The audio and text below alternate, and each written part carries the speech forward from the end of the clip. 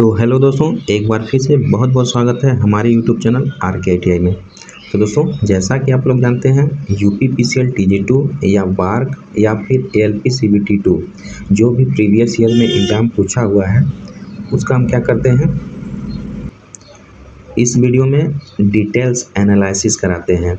ठीक है, टिक लगा के आगे नहीं बढ़ते हैं, उस क्वेश्चन के बारे में डिटेल्स एनालिसिस कराते हैं।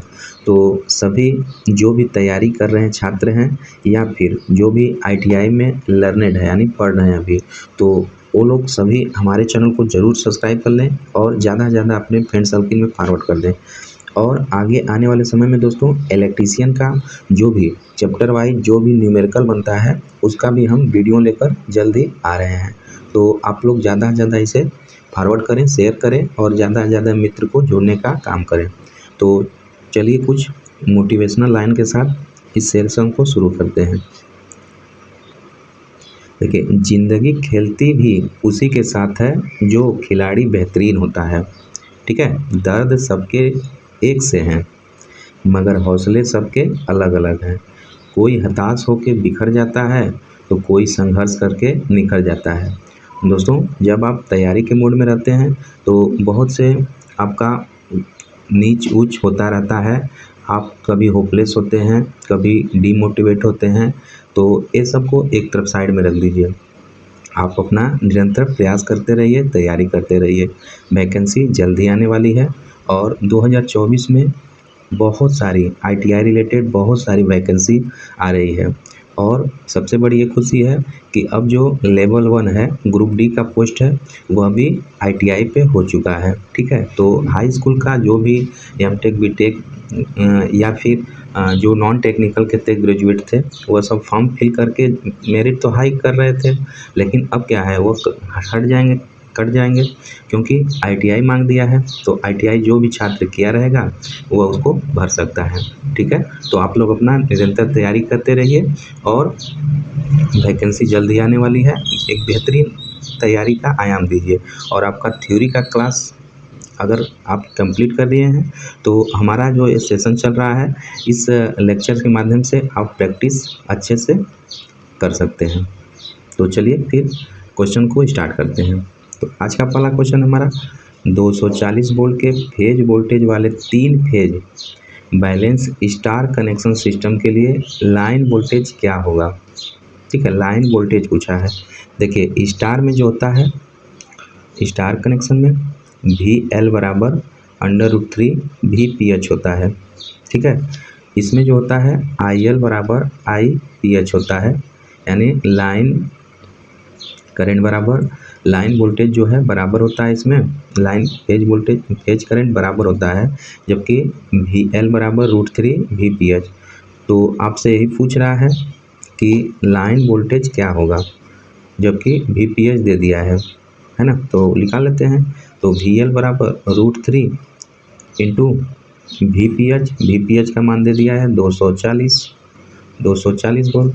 तो √3 का मान होता है 1.732 गुणे आपका 240। ठीक है दोस्तों, जब आप गुणा कर देंगे तो आपका आ जाएगा क्या, राइट आंसर आ जाएगा आपका। गुणा कर लीजिए, देख लीजिए क्या आता है। तो लगभग आपका 415 के करीब आ जाएगा। ठीक है, ऑप्शन ए आपका बिल्कुल सही हो जाएगा, 415.7 वोल्ट आ जाएगा। ठीक है, गुणा कर लीजिएगा, 415.7 वोल्ट आ जाएगा। वही बात करें डेल्टा में क्या होता है दोस्तों, तो देखिए डेल्टा में जो होता है VL बराबर IL होता, VL बराबर VPH होता है। ठीक है, और IL बराबर √3 IPH होता है। ठीक है, ये अपना डेल्टा में होता है और ये आपका डेल्टा में फेज लाइन वोल्टेज बराबर फेज वोल्टेज के बराबर होता है और IL बराबर √3 IPH के बराबर होता है। ठीक है, और स्टार में बता ही चुके हैं कि VL बराबर √3 VPH होता है और IL बराबर IPH होता है। ठीक है, तो याद रखेंगे अच्छे से। चलिए क्वेश्चन नंबर नेक्स्ट लेते हैं। तुल्यकालिक मोटर को विशेष रूप से शक्ति गुणक शोधन उपकरण यानी पावर फैक्टर करेक्शन डिवाइस के रूप में नियोजित करने पर उन्हें डॉट डॉट डॉट कहा जाता है। ठीक है, क्या कहा जाता है? देखिए, सिंक्रोनस जो मोटर होती है वो पावर फैक्टर मतलब इम्प्रूव करने का भी वर्क करती है, तो उसको वही करेक्शन जो करता है क्या कहलाता है? पहला सिंक्रोनस अल्टरनेटर, दूसरा सिंक्रोनस मोटर, तीसरा सिंक्रोनस कंडेंसर, चौथा सिंक्रोनस ट्रांसफार्मर। तो दोस्तों राइट आंसर ऑप्शन सी हो जाएगा, उसे हम सिंक्रोनस कंडेंसर कहते हैं। ठीक है, सिंक्रोनस हम कंडेंसर करते हैं। देखिए इंडस्ट्रियल में क्या होता है, जब हमारी बहुत सारे जो इंडक्शन मोटर चलती है तो उसमें पावर का लैग हो जाता है। ठीक है, लैगिंग पावर हो जाता है, तो इसलिए इनको पावर फैक्टर को इम्प्रूव करने के लिए वहाँ सिंक्रोनस मोटर का प्रयोग करते हैं। ठीक है, तो उसे हम बोलते हैं सिंक्रोनस कंडेंसर। ऑप्शन सी बिल्कुल सही हो जाएगा। अगला क्वेश्चन है, अल्ट्रा स्लिम ज्यामिति के आधार पर किस प्रकार की बैटरी डिजाइन की जाती है? ऑप्शन ए सीसा अम्ल लेड एसिड, बी ली आयन बहुलक, सी निकेल धातु हाइड्रॉक्साइड, चौथा है लिथियम आयन। तो राइट आंसर ऑप्शन बी हो जाएगा, ली आयन बहुलक। ये हमारी होती है जो अल्ट्रा स्लिम ज्यामिति के आधार पर डिजाइन की जाती है। बात करें दोस्तों बैटरी, तो इसमें क्या होता है, जो सेल होता है हमारा दो प्रकार का होता है, एक प्राइमरी सेल होता है, एक सेकेंडरी सेल होता है। तो प्राइमरी सेल वह सेल होता है जिसे एक बार यूज करते हम फेंक देते हैं, यानी दोबारा हम रिचार्ज उसे नहीं कर सकते हैं। और जबकि सेकेंडरी जो सेल होता है उसे हम एक बार यूज करके फिर रिचार्जेबल बना सकते हैं, मतलब दोबारा हम यूज कर सकते हैं। ठीक है, याद रखेंगे।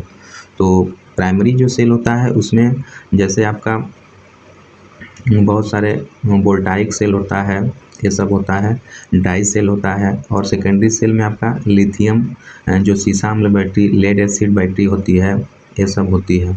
ठीक है, याद रखेंगे। अगला क्वेश्चन देखते हैं, सैथिल पास बी एच कर्व में बी क्या दर्शाता है? जो बी एच कर्व होता है उसमें बी क्या दर्शाता है? चुंबकीय अभिभाव घनत्व दर्शाता है, दूसरा प्रतिष्ठम्भ यानी रिलक्टेंस दर्शाता है, चुंबकीय बल दर्शाता है, अधिकतम अभिभाव दर्शाता है। ठीक है, तो दोस्तों ऑप्शन ए बिल्कुल सही हो जाएगा, जो बी है आपका चुंबकीय अभिभाव घनत्व दर्शाता है। ठीक है, ऑप्शन ए बिल्कुल सही हो जाएगा। वही बात करें दोस्तों, जो एच होता है आपका, एच मैग्नेटिक फील्ड स्ट्रेंथ होता है, यानी चुंबकीय क्षेत्र सामर्थ्य होता है। ठीक है, जो बी होता है हमेशा एच के पीछे होता है इसमें।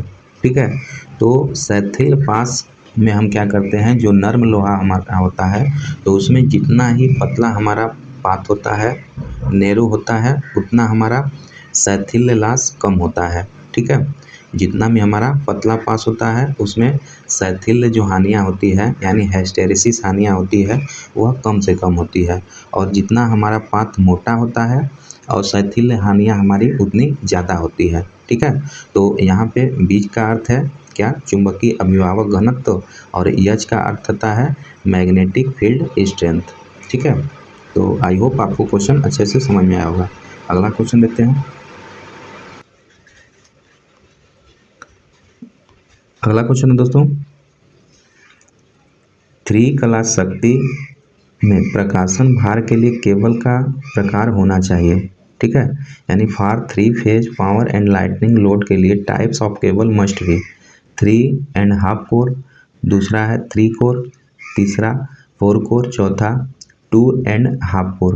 दोस्तों राइट आंसर आपका ऑप्शन सी हो जाएगा, 4 कोर होना चाहिए। जो 3 कला मतलब 3 फेज है और लाइटनिंग सिस्टम है तो आपका 4 कोर होना चाहिए, क्योंकि 3 तो फेज हो जाता है लेकिन एक जो होता है उसमें न्यूट्रल का वर्क करता है, इसलिए 4 कोर का आपका केबल होना चाहिए। तो ऑप्शन सी बिल्कुल सही हो जाएगा। अगला क्वेश्चन देखते हैं दोस्तों, वायरिंग एक्सेसरीज के विनिर्देश को डॉट डॉट डॉट होना चाहिए, क्या स्थानीय लोकल ISI मानक नहीं, तीसरा विदेशी मानक, चौथा ISI मानक। तो दोस्तों राइट आंसर ऑप्शन डी हो जाएगा, ISI मानक होना चाहिए जो वायरिंग हमारी एक्सेसरीज होती है। ठीक है, तो राइट आंसर ऑप्शन डी हो जाएगा। अगला क्वेश्चन है, मृदा के उपचार द्वारा भू संपर्कन प्रतिरोध में सुधार के लिए किस रसायन का उपयोग नहीं किया जाता है? पहला ऑप्शन है कॉपर सल्फेट, दूसरा सल्फर हेक्साफ्लोराइड ऋण विद्युती, तीसरा मैग्नीशियम सल्फेट, चौथा पोटेशियम नाइट्रेट। तो राइट आंसर ऑप्शन बी हो जाएगा आपका दोस्तों। मृदा के उपचार द्वारा भू संपर्कन प्रतिरोध में सुधार के लिए जो सल्फर हेक्साफ्लोराइड रसायन का उपयोग नहीं किया जाता है। ठीक है, बाकी आपका मृदा उपचार के लिए मैग्नीशियम सल्फेट तथा पोटेशियम नाइट्रेट का प्रयोग किया जाता है। ठीक है, तो आपका राइट आंसर ऑप्शन बी हो जाएगा, सल्फर हेक्साफ्लोराइड का प्रयोग नहीं किया जाता है। अगला क्वेश्चन है दोस्तों, निम्न आकृति में किस प्रकार की संधारित्र को दर्शाया गया है? ये आपको संधारित्र एक कैपेसिटर दिखाया गया है।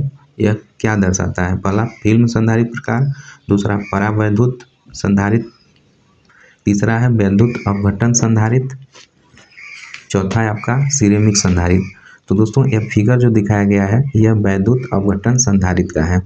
ऑप्शन सी आपका बिल्कुल सही हो जाएगा।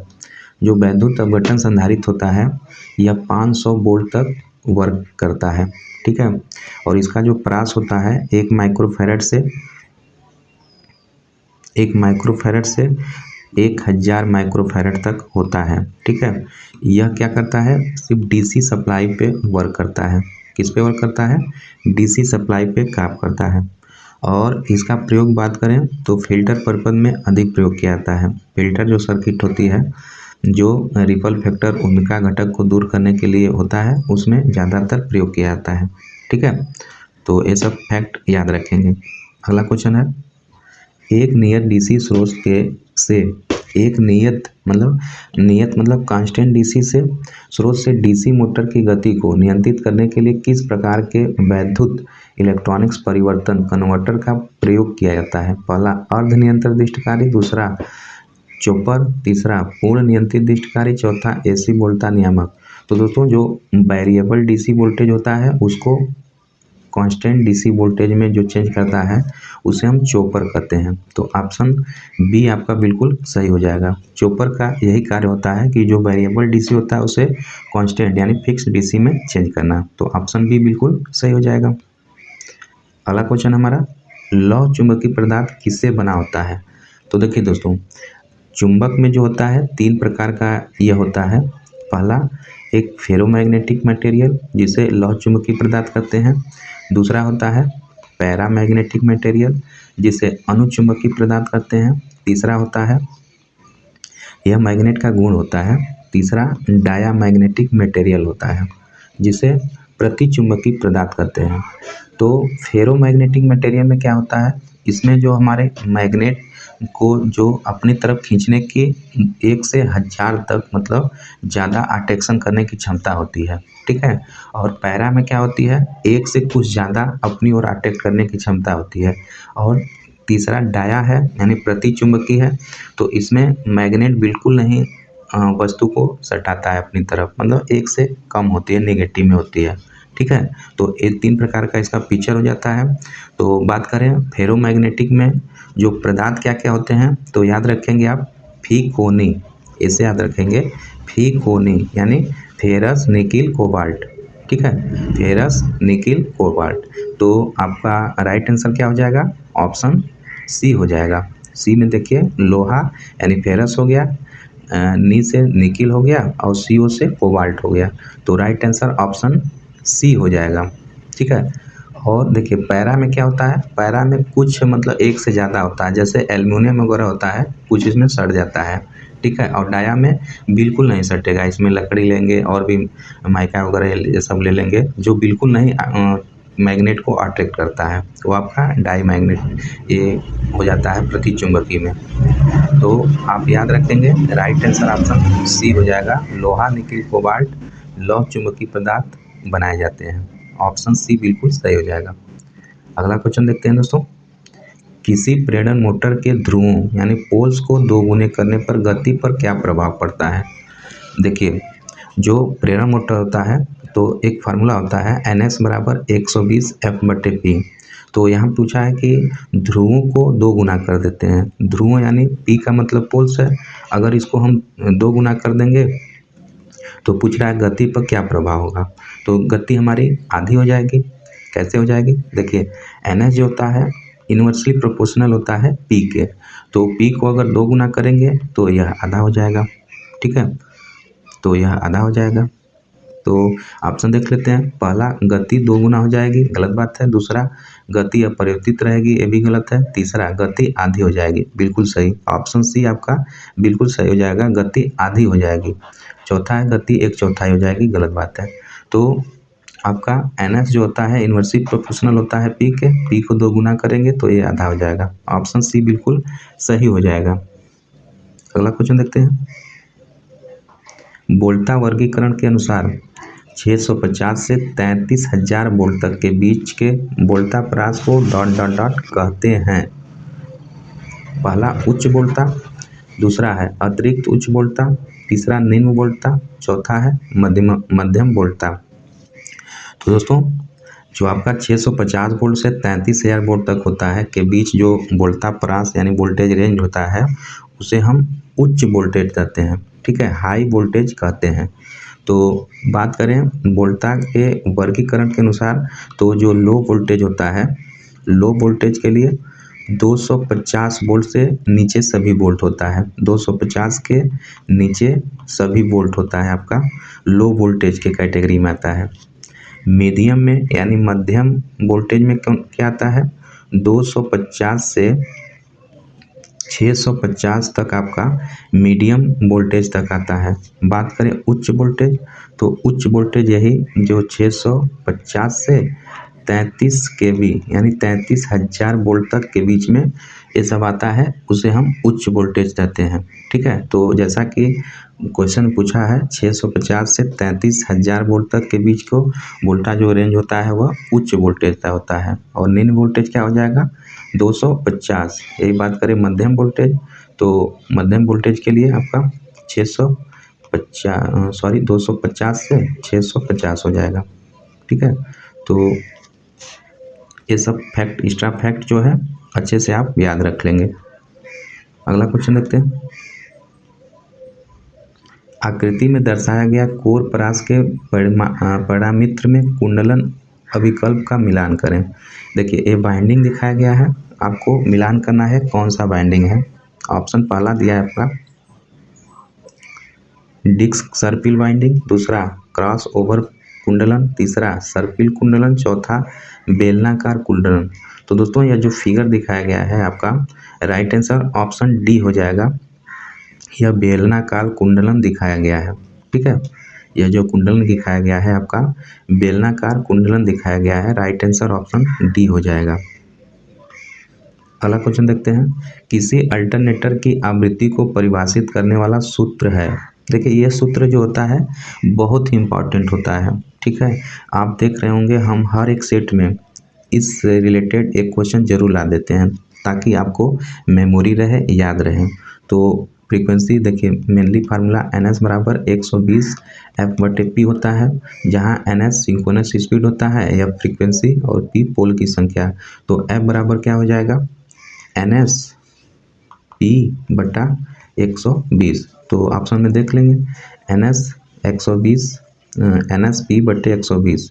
तो ऑप्शन आपका बी सही दिया है, F बराबर PN/120।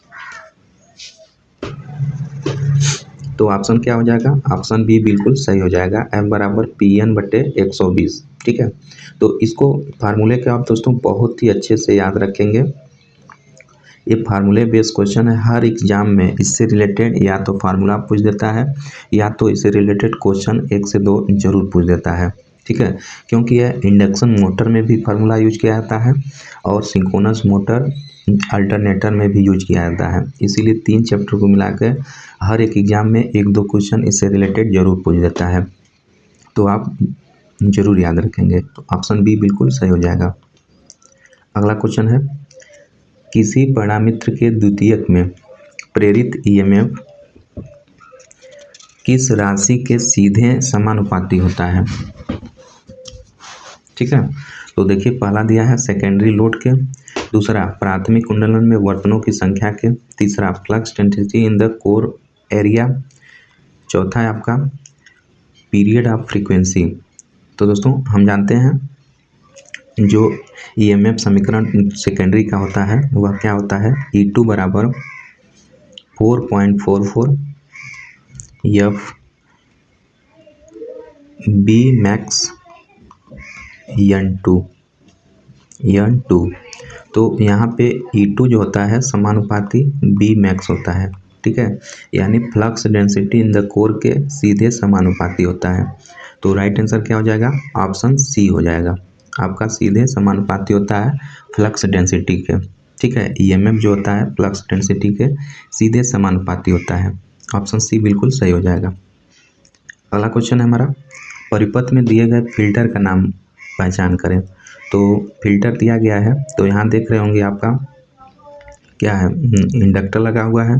तो कौन सा फिल्टर है, पहला हाई पास फिल्टर, दूसरा बैंड पास, तीसरा लो पास, चौथा बैंड स्टॉप। तो दोस्तों राइट आंसर ऑप्शन ए हो जाएगा, यह हाई पास फिल्टर होता है, ठीक है। इस प्रकार अगर फिल्टर ऐड हो जाएगा तो यह हाई पास फिल्टर कहलाता है, ऑप्शन ए बिल्कुल सही हो जाएगा। अगला क्वेश्चन है, इनमें से किस प्रणाली में 3 कला शक्ति का मापन द्विवाट मीटर विधि से नहीं किया जा सकता है, ठीक है। पहला दिया है 3 कला 4 तार संतुलन भार, दूसरा 3 कला डेल्टा तार संतुलन भार, तीसरा है 3 कला 3 तार असंतुलन भार, चौथा है 3 कला 4 तार असंतुलन भार। तो राइट आंसर क्या हो जाएगा, ऑप्शन डी हो जाएगा, 3 कला यानी 3 फेज 4 वायर अनबैलेंस लोड।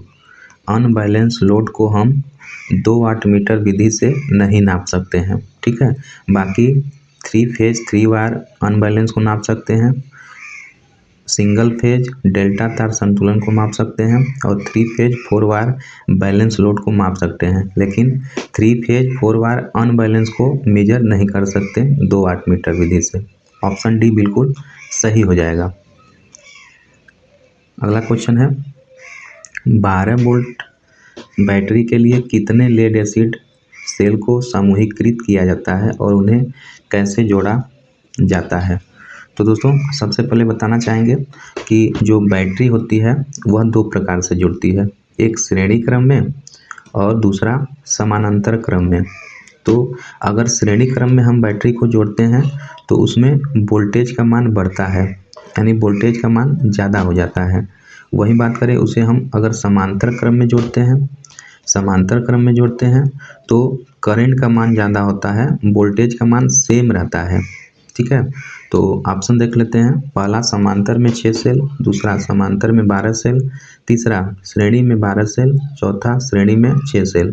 तो दोस्तों 12 वोल्ट की बैटरी बनाना है तो उसे क्या करेंगे, देखिए पहले तो लेड एसिड जो सेल होता है तो उसका एक सेल 2 वोल्ट का होता है, ठीक है, ये बात याद रखेंगे। तो यहाँ पे अगर 6 बैटरी है, 1 2 3 4 5 हो गई, ये 6 हो गई। अगर 6 सेल को क्या करेंगे, अगर हम श्रेणी क्रम में जोड़ देंगे तो 2 वोल्ट इसमें 2 वोल्ट, सभी में 2 वोल्ट हो जाएगा। तो 2 वोल्ट 2 4 6 8 10 12 यानी श्रेणी में जोड़ देंगे तो यह 12 वोल्ट की बैटरी हो जाएगी, ठीक है। तो ऑप्शन डी बिल्कुल सही हो जाएगा, श्रेणी में जोड़ेंगे 6 सेल, ठीक है। तो यहाँ से आपका ऑप्शन डी सही हो जाएगा।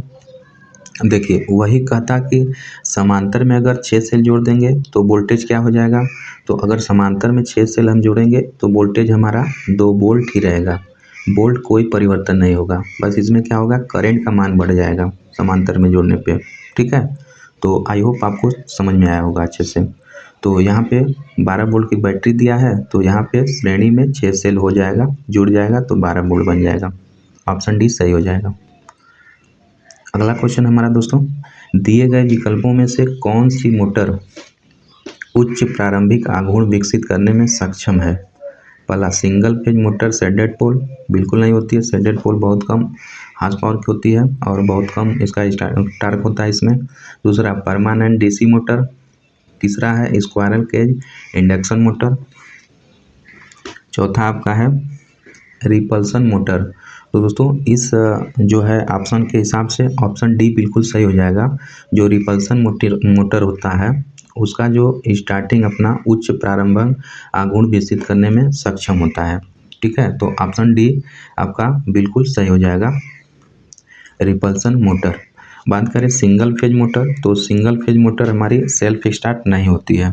ठीक है, इन्हें सेल्फ स्टार्ट करने के लिए अलग से हमें कैपेसिटर का प्रयोग किया जाता है, स्टार्टिंग कॉइल लगाया जाता है। तो ऑप्शन यहाँ पे डी बिल्कुल सही हो जाएगा। अगला क्वेश्चन देखते हैं, विद्युत संकर्षण के लिए कौन सी मोटर सबसे उपयुक्त है। मैंने विद्युत संकर्षण यानी जो ट्रैक्शन होता है, ट्रैक्शन के लिए सबसे महत्वपूर्ण कौन सी मोटर होती है। पहला कम्यूटेटिव मोटर कंपाउंड, दूसरा श्रेणी मोटर, तीसरा डिफरेंशियल कंपाउंड मोटर, चौथा है शंट मोटर। तो दोस्तों राइट आंसर ऑप्शन बी हो जाएगा। जो श्रेणी मोटर होती है वह विद्युत संकर्षण के लिए बहुत ही इम्पोर्टेंट होती है। वही सब हमारी ट्रैक्शन में जो हमारा लोकोमोटिव इंजन होता है ट्रेन का, तो उसमें डीसी सीरीज मोटर ही प्रयोग की जाती है। ठीक है, इसका क्या होता है, स्टार्टिंग टार्क जो होता है बहुत ज़्यादा होता है। ठीक है, स्टार्टिंग टार्क, और उसमें और एक और होता है कि इसे हम बिना लोड पे नहीं चला सकते हैं। ठीक है, बिना लोड पे नहीं चला सकते हैं। अगर बिना लोड पे चलाएंगे तो इसका वाइंडिंग जो है जल सकता है, उखड़ जाएगा। तो राइट आंसर क्या हो जाएगा, ऑप्शन बी हो जाएगा, श्रेणी मोटर। अगला क्वेश्चन देखते हैं, दाएं हाथ कार की स्क्रू नियम के अनुसार चुंबकीय क्षेत्र की दिशा इनमें से किसके द्वारा दर्शाई जाती है। पहला है जैसे जैसे पेंच की गतिविधि होती है उसी अनुरूप दिशा में, दूसरा पेंच घूर्णन की लंबवत दिशा में, तीसरा अंदर पेंच डालने की दिशा में, चौथा आपका है पेंच के घूर्णन की दिशा में। तो राइट आंसर ऑप्शन डी हो जाएगा। जो चुंबकीय क्षेत्र होता है दोस्तों कार के स्क्रू नियम से, जिधर हम पेंच को घुमाते हैं उधर घूर्णन की दिशा में इसका होता है। ठीक है, उसका मतलब कि करंट युक्त चालक के चारों ओर जो है चुंबकीय क्षेत्र की दिशा दो नियम से होती है, कार के स्क्रू नियम और दाएं हाथ के अंगूठे का नियम। तो इसका जो है पेंच के घूर्णन की दिशा में हम घुमाते हैं अपना दाएं हाथ का कार के स्क्रू नियम के अनुसार। ठीक है, तो ऑप्शन आपका डी बिल्कुल सही हो जाएगा। अगला क्वेश्चन है, यदि एक सिरोपरिसंचरण लाइन की लंबाई लगभग 50 से 150 किलोमीटर और लाइन वोल्टता सामान्य उच्च अर्थात 20 केवी से 100 केवी है तो इसे क्या कहा जाता है। लघु संचरण लाइन, लंबी संचरण लाइन, तीसरा है मध्यम संचरण लाइन, चौथा उच्च संचरण लाइन। तो दोस्तों देखिए, जो लघु संचरण लाइन होती है हमारी, वह 1 से 80 किलोमीटर के बीच की दूरी होती है लघु संचरण लाइन की, और उसमें जो वोल्टेज रेटिंग होती है हमारा 1 केवी से 20 केवी तक होता है। ठीक है, आप लोग लिखते चलें, 20 केवी तक होता है। बात करें मध्यम संचरण लाइन, तो मध्यम संचरण लाइन में जो दूरी होती है 80 से 160 किलोमीटर तक होती है, और उसमें जो वोल्टेज रेटिंग होती है 20 केवी से 100 केवी तक होती है, 100 केवी तक होती है। और बात करें लंबी संचरण लाइन में, लंबी संचरण लाइन में जो दूरी होती है 160 से ऊपर होती है, और वोल्टेज रेटिंग जो होती है 100 केवी से ऊपर होती है, 100 केवी से ऊपर होती है। ठीक है, तो यह होता है लघु संचरण लाइन, मध्यम संचरण लाइन और लंबी संचरण लाइन। तो यहाँ पे क्वेश्चन क्या पूछ रहा है, लगभग 50 से 150 है, यानी 50 से 150 है, तो कौन सा लाइन दिखाता है और 20 से 100 के बीच में है, इसका मतलब वोल्टेज। तो दोस्तों यह होगा मध्यम संचरण लाइन। ऑप्शन सी आपका बिल्कुल सही हो जाएगा, क्या होगा, मध्यम संचरण लाइन। तो मध्यम संचरण लाइन में क्या होता है 80 से 160। ठीक है, यहाँ भी 50 से 150 दिया है, तो लगभग यही हो जाएगा। और उसमें जो वोल्टेज रेंज होता है 20 केवी से 100 केवी तक होता है, जैसा कि इसमें दिया है 20 केवी से 100 केवी, तो हो जाएगा मध्यम संचरण लाइन। और लघु संचरण लाइन में कितना बताए थे, इसका दूरी 1 से 80 किलोमीटर तक होता है, और इसमें वोल्टेज रेटिंग 1 केवी से 20 केवी होता है। वहीं उच्च संचरण लाइन में बताए थे जो दूरी होता है 160 से ऊपर प्रयोग करते हैं, ऊपर के लिए प्रयोग करते हैं और वोल्टेज रेटिंग 100 kV से ऊपर होती है। ठीक है, तो ये तीनों के बारे में आप अच्छे से याद रखेंगे। तो राइट आंसर यहाँ पे ऑप्शन सी हो जाएगा। अगला क्वेश्चन हमारा, समानांतर में जुड़े 50 ओम प्रतिरोध, 100 ओम के प्रतिरोध और 150 ओम के प्रतिरोध का कुल प्रतिरोध कितना होगा। तो समांतर में जोड़ना है तो फार्मूला लगा देंगे 1/R इक्विवेलेंट बराबर 1/R1 plus 1/R2 plus 1/R3। तो मान रख देंगे 1/50 ओम प्लस 1/100 ओम प्लस 1/ कितना दिया है 150 ओम। ठीक है, तो इन सभी का हम अगर एलसीएम लेंगे तो कितना हो जाएगा हमारा 300 ओम आ जाएगा एलसीएम, 300 एलसीएम आ जाएगा। तो फिर कर लेते हैं गुणा भाग, 1/50 था, 1/100 था, 1/150 था, तो 300 एलसीएम आ जाएगा। तो 50 6 बार में हो जाएगा 300, इधर आपका 100 है तो 3 बार में, इधर 150 है तो 2 बार में। तो इसको जोड़ेंगे आपका 36 9 2 11, 11/300 हो जाएगा। 1/R इक्विवेलेंट आ गया आपका 11/300, या फिर R इक्विवेलेंट अगर निकालना है तो 300/11 हो जाएगा। तो इतना तो ऑप्शन में दिया नहीं है तो इसका भाग कर लेंगे। 300 में 11 से अगर भाग करेंगे तो आपका लगभग 27.27 ओम आ जाएगा। राइट आंसर ऑप्शन डी हो जाएगा। दोस्तों बस आपको फार्मूला में फिट कर देना है जो हमारा पैरेलल में होता है ना, 1/R इक्विवेलेंट बराबर 1/R1 plus 1/R2 plus 1/R3। तो इसमें फिट कर देंगे आपका आंसर आ जाएगा। वहीं श्रेणी क्रम में देता तो R इक्विवेलेंट बराबर बस जोड़ देते हैं R1 plus R2 plus R3। ठीक है, समांतर क्रम में बात करें, श्रेणी का मतलब प्रतिरोध का समांतरकरण जो होता है इसमें हमारा वोल्टेज का मान समान रहता है लेकिन करंट का मान अलग अलग होता है। वही बात करें श्रेणी का, तो श्रेणी में जो होता है करंट का मान समान होता है और वोल्टेज का मान अलग अलग होता है। ठीक है, तो इसको भी आप याद रखेंगे। राइट आंसर ऑप्शन डी हो जाएगा। अगला क्वेश्चन देखते हैं, नीचे दिए गया कौन सा कथन शुष्क प्रकार के ट्रांसफार्मर के लिए सत्य है। पहला, आउटडोर स्थापना के लिए उपयुक्त, दूसरा है बेहतरीन अतिभार क्षमता, तीसरा है नॉन हाइग्रोस्कोपिक, चौथा है निम्न आंशिक डिस्चार्ज। तो दोस्तों मेनली आपका शुष्क प्रकार के ट्रांसफार्मर के लिए suitable for outdoor installation, option A बिल्कुल सही हो जाएगा। आउटडोर संस्थापन के लिए उपयुक्त होता है। ठीक है, एक डाई टाइप ट्रांसफार्मर एक प्रकार का ट्रांसफार्मर होता है जिसमें किसी प्रकार का इंसुलेशन आयल का प्रयोग नहीं किया जाता है। ठीक है, यह आउटडोर स्थापना के लिए उपयोग किया जाता है। कोई भी अपना इंसुलेशन मटेरियल जो है इसमें यूज नहीं करते हैं। तो ये सब बात आप याद रखेंगे, ऑप्शन ए बिल्कुल सही हो जाएगा। अगला क्वेश्चन है, एसी की तुलना में डीसी के लाभ क्या है। पहला, उच्च आवृत्ति, दूसरा निम्न शक्ति गुणांक, तीसरा उच्च उत्पादन वोल्टता, चौथा है कोई कोरोना निकटतम और स्किन प्रभाव नहीं होता। तो दोस्तों राइट आंसर ऑप्शन डी हो जाएगा। जो डीसी में होता है, डीसी में कोरोना नहीं होता है और स्किन प्रभाव नहीं होता है। स्किन इफेक्ट क्या होता है, देखिए एसी में जो स्किन इफेक्ट होता है तो सरफेस पे यह प्रभाव होता है, मतलब सरफेस से ज़्यादा अपना प्रवाहित होता है करंट, लेकिन ये जो डीसी होता है इसमें भरकर पूरा होता है। ठीक है, इसीलिए इस पे सरफेस पे स्किन प्रभाव नहीं होता है। तो लाभ इसका ये होता है कि इस डीसी में कोरोना नहीं होता है और निकटतम कोई स्किन प्रभाव नहीं होता है। तो राइट आंसर क्या हो जाएगा, ऑप्शन डी हो जाएगा। अगला क्वेश्चन देखते हैं दोस्तों, BIS नियमों के अनुसार मीटर बोर्ड और मुख्य स्विच बोर्ड को जमीन सतह से डॉट तक की ऊंचाई पर फिट किया जाता है। ऊंचाई पर फिट किया जाता है। पहला दिया है 2.75 मीटर, दूसरा 2.0 मीटर, तीसरा 1.5 मीटर, चौथा है 2.5 मीटर। तो दोस्तों राइट आंसर यहाँ तो ऑप्शन सी हो जाएगा आपका। 1.5 मीटर के ऊपर हम मीटर बोर्ड और मुख्य स्विच बोर्ड को जमीन की सतह से ऊपर रखते हैं। ठीक है, तो मीटर बोर्ड और मुख्य स्विच बोर्ड का कितना हो जाता है, 1.5 मीटर हो जाता है।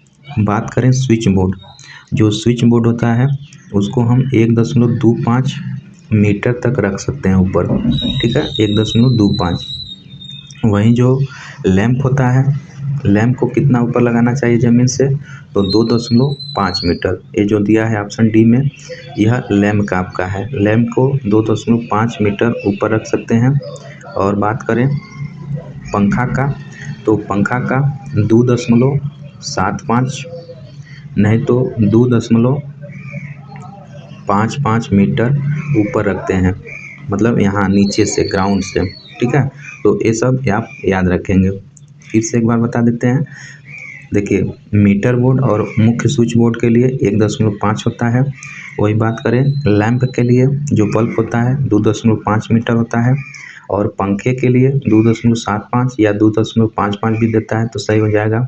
फर्श से उतना ऊपर होना चाहिए, ठीक है। और स्विच बोर्ड जो होता है हमारा 1.5 रहेगा तो ठीक है, नहीं तो 1.25 तक भी होता है। इतना ऊपर हम इंस्टॉल कर सकते हैं ज़मीन से ऊपर। तो ये सब फैक्ट इसका याद रखेंगे। तो राइट आंसर ऑप्शन सी हो जाएगा इसका। अगला क्वेश्चन है दोस्तों, 3 कला मोटर प्रवर्तक की नियंत्रण तार स्थापना ऑफ पुश बटन, अति भार रिले और एनवीसी ... में जुड़े होते हैं। सभी श्रेणी में, मुख्य लाइन के समांतर में, सभी समांतर में। और चौथा किस में जुड़ा होता है, मुख्य ऑन पुश के साथ समांतर में। तो राइट आंसर क्या हो जाएगा, ऑप्शन ए हो जाएगा, सभी श्रेणी में जुड़े होते हैं। 3 कला मोटर में प्रवर्तक नियंत्रण तार स्थापना of push overload relay NVC जो है सभी श्रेणी क्रम में जुड़े होते हैं। ऑप्शन ए बिल्कुल सही हो जाएगा। अगला क्वेश्चन है, अल्टरनेटर का ईएमएफ समीकरण ... होता है। तो अल्टरनेटर का क्या होता है ईएमएफ समीकरण, पहला 4.44 φft वोल्ट, दूसरा 2.22 φft वोल्ट, तीसरा 2.44 φft वोल्ट, चौथा है 2.22 φft वोल्ट। तो राइट आंसर क्या हो जाएगा, ऑप्शन ए हो जाएगा, 4.44 φft वोल्ट। ये होता है अल्टरनेटर का ईएमएफ समीकरण। किस में होता है, आरएमएस में होता है, ठीक है। अब एवरेज भी आपसे पूछ रहा है, तो अगर एवरेज पूछ देगा तो 2.22 φft वोल्ट हो जाएगा। इसको भी आप याद रखेंगे, क्योंकि पिछली बार यूपीपीसी में पूछ दिया था एवरेज वैल्यू, ठीक है, ट्रांसफार्मर का एवरेज वैल्यू पूछ दिया था, उसका 2.22 5 Bmax N1 था, ठीक है। तो ऐसे करके आप याद रखेंगे। आरएमएस वैल्यू देगा तो ये हो जाएगा, एवरेज में ये हो जाएगा, ठीक है। यहाँ पे आरएमएस पूछा है, तो ईएमएफ समीकरण अगर कुछ नहीं दिया है तो समझिए आरएमएस पूछ रहा है, तो आरएमएस का हो जाएगा 4.44 φft वोल्ट। ऑप्शन ए बिल्कुल सही हो जाएगा। अगला क्वेश्चन हमारा दोस्तों, किस प्रकार का प्राइम मूवर अल्टरनेटर के लिए उच्च गति प्राइम मूवर के लिए जाना जाता है। पहला इलेक्ट्रिक मोटर, दूसरा गैस टरबाइन, तीसरा वाटर टरबाइन, दूसरा इंटरनल कंबंशन इंजन। तो राइट आंसर ऑप्शन बी हो जाएगा। जो गैस टरबाइन होती है वह हाई स्पीड वाला प्राइम मूवर होता है दोस्तों, ठीक है, लगभग 3000 आरपीएम तक होता है। वही बात करें लो जो होता है आरपीएम, लो प्राइम मूवर जो होता है वह वाटर टरबाइन का होता है, ठीक है, वाटर टरबाइन का होता है, जिसमें हम सैलिएंट पोल रोटर यूज करते हैं हाइड्रो पावर प्लांट के लिए। और इसमें गैस टरबाइन वगैरह के लिए थर्मल पावर प्लांट में हाई स्पीड के लिए सिलेंड्रिकल पोल रोटर प्रयोग करते हैं, ठीक है। तो ये सब आप याद रखेंगे। इस क्वेश्चन का राइट आंसर ऑप्शन बी हो जाएगा। अगला क्वेश्चन देखते हैं, परिणामित्र कुंडलन के अंततः पटलन का क्या उद्देश्य होता है। क्षरण प्रतिघात को कम करना, वोल्टा प्रवणता में वृद्धि, धारा प्रवणता में कम करना, चौथा है क्षरण प्रतिघात में वृद्धि। तो दोस्तों जो परिणामित्र में कुंडलन का अंततः पटलन होता है उसका मेन वर्क होता है, ऑप्शन ए सही हो जाएगा, क्षरण प्रतिघात को कम करना। तो राइट आंसर ऑप्शन ए हो जाएगा, क्षरण प्रतिघात को कम करना होता है, ठीक है, ट्रांसफार्मर में। अगला क्वेश्चन है दोस्तों, अल्टरनेटर में आर्मेचर कोर को ... को कम करने के लिए लैमिनेट किया जाता है। किसको, लौह हानि को, शैथिल्य को, भंवर धारा हानि को, ताम्र हानि को। तो किसको कम करने के लिए प्रयोग किया जाता है? ऑप्शन क्या हो जाएगा? सी हो जाएगा, भंवर धारा हानि। तो भंवर धारा हानि कम करने के लिए आर्मेचर को कोर को लैमिनेट किया जाता है और उसमें कोर में सिलिकॉन स्टील मिलाया जाता है। उसका काम क्षैतिज हानि को कम करने के लिए प्रयोग किया जाता है। ठीक है, तो आप याद रखेंगे। तो यहाँ पे ऑप्शन सी बिल्कुल सही हो जाएगा। बात करें लौह हानि, जो आयरन लॉस होता है, 2 प्रकार का होता है, एक एडी करंट लॉस, दूसरा हिस्टैरिसीस लॉस। ठीक है, ये 2 प्रकार का होता है। और कॉपर लॉस जो होता है वह लोड पे डिपेंड करता है। ठीक है, तो दोस्तों आज के लिए बस इतना ही। तो यह वीडियो आपको कैसा लगा हमें फीडबैक कमेंट के माध्यम से ज़रूर करिएगा। हम ऐसे ही लेटेस्ट वीडियो और बहुत ही वीवीआई सभी क्वेश्चन जो प्रीवियस ईयर में पूछे हुए हैं सब लेकर इस वीडियो के माध्यम से, ही लेक्चर के माध्यम से आते रहते हैं। ये हमारा लेक्चर 21वां था और इससे पहले सारा हम लेक्चर अपलोड कर चुके हैं। तो आप लोग नहीं देखे हैं तो हमारे प्लेलिस्ट को चेक कर लीजिए, चैनल पे विजिट करके ज़रूर देख लीजिएगा। तो चलिए मिलते हैं, और आप लोग वीडियो को पूरा देखा करिए। आधा अधूरा देखेंगे, स्किप करेंगे तो मज़ा नहीं आएगा, आपका अच्छे से प्रैक्टिस नहीं होगा। तो चलिए मिलते हैं नेक्स्ट वीडियो में, तब तक के लिए अपना ख्याल रखिए, मस्त रहिए। जय हिंद, जय भारत।